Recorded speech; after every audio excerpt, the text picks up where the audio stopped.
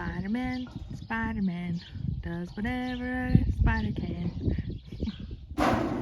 Climbs a bin.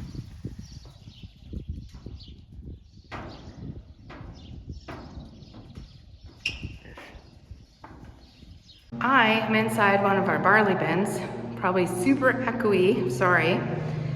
We'll take a look around here.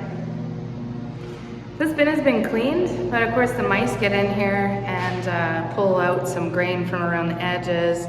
They create holes that we're probably gonna have to fix. I'll show you that. We're gonna have to put a piece of tin down there. Barley's gonna all escape.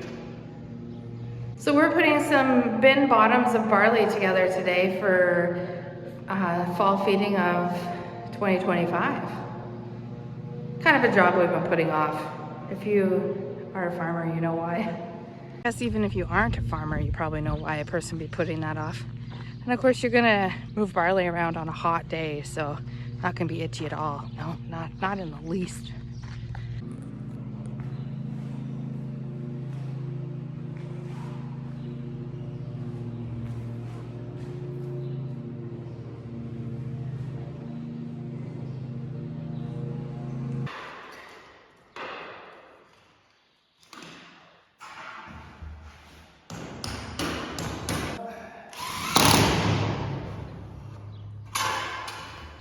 We haven't even got to the part where we're taking the barley out of the bin to put it on the truck yet.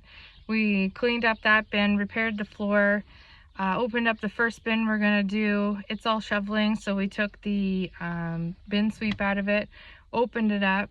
We're gonna have to be super careful taking the grain out of that one because it's got some spoilage around the edges that we don't want, of course. So yeah, and like we're sopping wet with sweat already.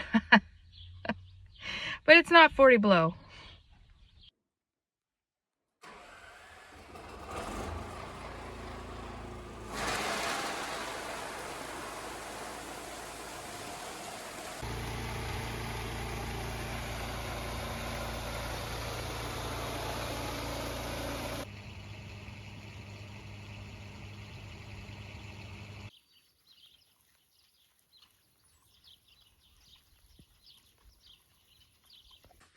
I had this moment of sheer panic tonight when I realized I hadn't visited the garden at all today because we've been so busy. Hello, garden. Wow, even today I can tell so much has grown. That's incredible. Nice. It's usually Stampede week when we can start shelling peas. I spy a little pea. Nice. There it is. Cool. The beans are usually ready to pick August long weekend. This is our July long weekend for Canada Day. So, but I wouldn't say that these have a month because they're about to bloom. So I think it's fair to say that I'll be picking them maybe in a couple of weeks too. That'd be great. Peas and beans ready at the same time. And this is an assortment of scallions there. I guess if you let them grow bigger, they could turn into real onions. But man, they actually look like scallions now. That is, wow. When stuff like that happens, it just happens really fast, you guys. Look at this lettuce. Don't mind the weeds. This stuff up front here, this is a speckled romaine. It's one of my favorites. All of these are extremely pest resistant, have not had pest damage. They do like to be watered though, or they could get bitter. The onions are really looking great. So I'm gonna pick from here when I start filling the garden boxes, those onions with the widest necks on them, like that one there. Those ones don't store at all very well. I mean, you can use them fresh, of course, for a long time, but that's not a long-term storage onion, that one with the wide neck, at least from what I've ever found. Oh, I can finally tell the difference between my red onions now. Nice, I got some of those coming up. Good. Look at this glorious dill. Isn't that crazy? This is a self-seeded patch from last year. It's pretty weedy. And that's the cilantro over there. Hi, cilantro. The French beans. French beans are just a green bean that are straight. So I thought those might be nice to package because they don't have like that traditional bean hook on them. And so they lay flatter in a package in the garden box, which I thought would be nice for a change. I put up some fun things around my soybeans. See if I could stop the birds from going in there. It looks like it might have worked, actually. These are the original leeks. They take a long time. You don't really harvest those until quite a bit later on in the season. I'm going to say September for sure.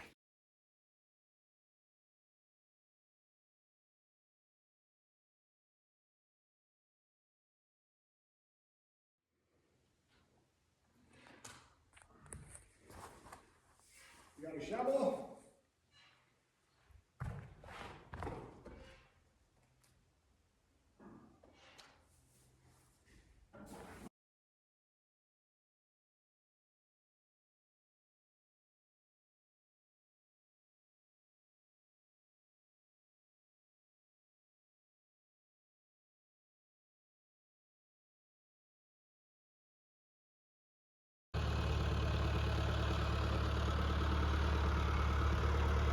Wow, welcome to the jungle.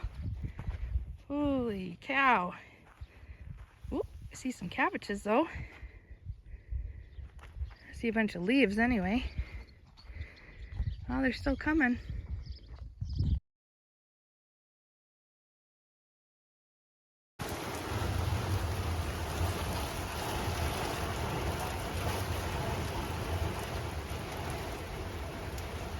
Ooh, this is just post that terrible windstorm that came through with a little bit of rain.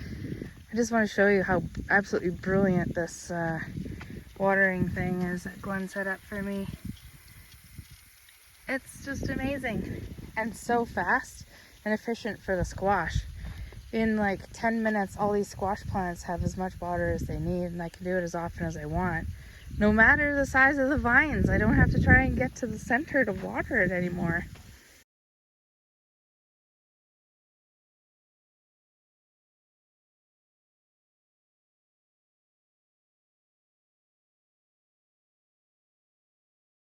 I just came to this part of the garden tonight to start the water weeping hose on the summer squash and cucumbers.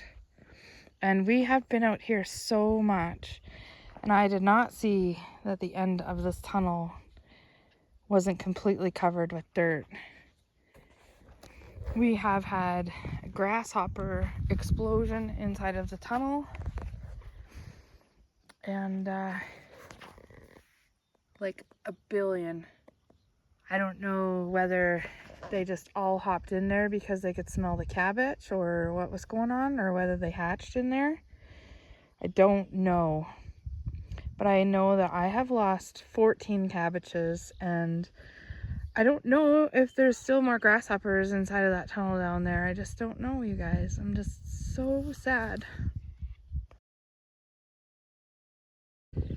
Not gonna lie, I was devastated by the grasshoppers in the cabbage tunnel last night. I have no idea how we missed that tunnel being open. I brought some stuff out. We're gonna leave these cabbages uncovered and not pull them. The grasshoppers seem to have moved away from them. So I'm gonna treat them with a couple of things, 3 things in fact here, just for fun, see what happens. I have some diatomaceous earth and some BTK, which is for caterpillars, not grasshoppers. But if they're gonna be exposed, guess what's gonna happen? And this one here is just regular house flour that I'm gonna sprinkle on the leaves. I sprayed everything with BTK. I'm gonna let it dry a little bit so that the powdery stuff doesn't just cake on there and get yucky wet. That is to control the cabbage moss that will come in and lay eggs on there. It's been a week and a half since we had that rain. 5 inches. 5 inches, you guys.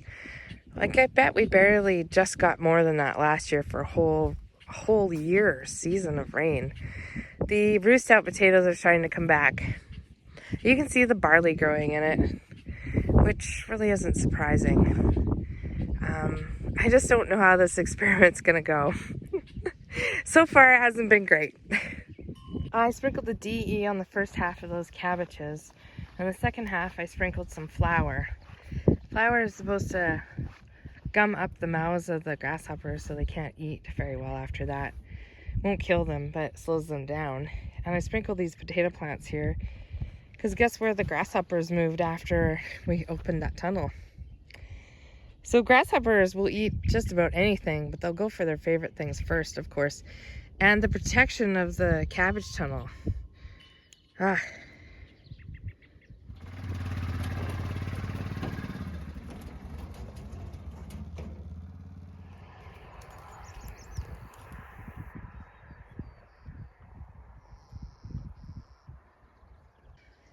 We're back at the summer pasture today, checking the other half of our property back here, which includes a half-mile hill. That's Glenn down in the bottom there. I'm on the quad, and since we were at our bear awareness, what do you call it, meeting thing this year, information session, we decided not to bring the pew-pew back. So I was always in charge of the pew-pew, and I'll put on the screen what type of pew-pew we brought back here. Now we just use bear spray. I never once had to use the pew-pew, but kind of felt better having it, but it was a bit of a thing to lug around, that's for sure. Yeah, so I'm just watching from up top the valley as he walks through, checking the fence line. Between us and this neighbor, there is smooth wire fence that quite often the large animals will knock the insulators off, so those need to be replaced or they cause shorts in the electric fence. It's also fly season back here, so it's kind of early in the morning, but we have doused ourselves in a DEET product to help with that, because as it warms up you just can't even breathe back here. There's flies everywhere. You can see where Glenn is down in the bottom there. On this hillside, you see those circles that are bare of grass there? I've never seen so many of those this year. Glenn wonders if they're not some gopher holes. Gophers are starting to make their way back into here. We have voles back here usually, so anyway, they don't do that. It looks different.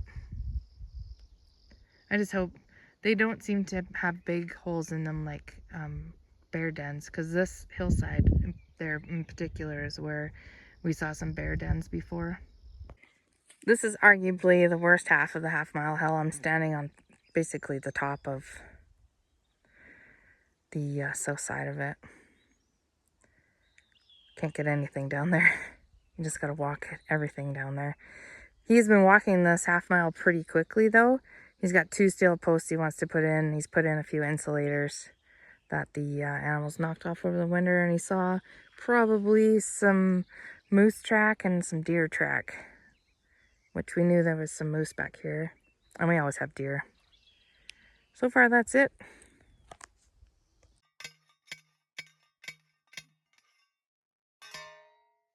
This is one of our favorite Saskatoon patches to pick from, mostly because it's super close. We can just walk here from the highway, and it's like a little rainforest inside of here, but it's been a couple years since it really produced. How's the berries look? Oh, there's a few.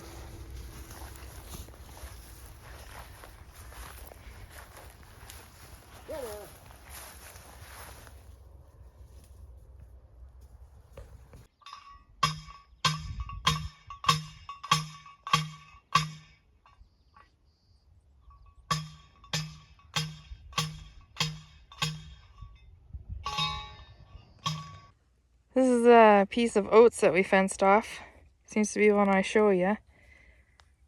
That's looking great, eh? Wow. Nice.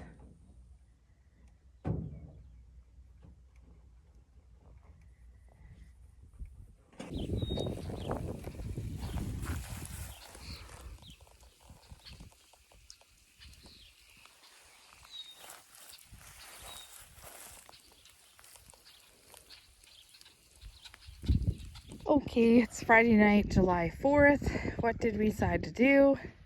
We opened up the, well, this was open the last time you saw it with the Swiss cheese cabbage. So we opened up the other side, and yes, there was a bunch of baby grasshoppers in there. So we opened it up, ruffled all the cabbage up, left it open for a bit, watched them, ruffled it up, spread DE on there, ruffled it up a few more times. Scooted out every baby grasshopper that we could find. And then I said that I would like to take off all the cabbage that had holes in it from this tunnel, or that was open, and there was no grasshoppers in there anymore. Not surprising because it's not protected anymore, right? So we took them all off. I'm going to give those to the chickens, but we took them all off and covered that tunnel back up. So it's possible those 14-ish cabbages will still grow. We lost a couple. There's one here that won't fit in the tunnel anymore. So, I mean, it is what it is at this point. I would have called that a loss. So if we get anything out of it, then it'll be a gain, I guess. It's supposed to cool off for a couple of days and then get smoking hot here. So we're going to be cutting hay next week, so look forward to that. But for now, I'd like to say thanks for watching, and take care. We'll see you all in the next one. Bye for now.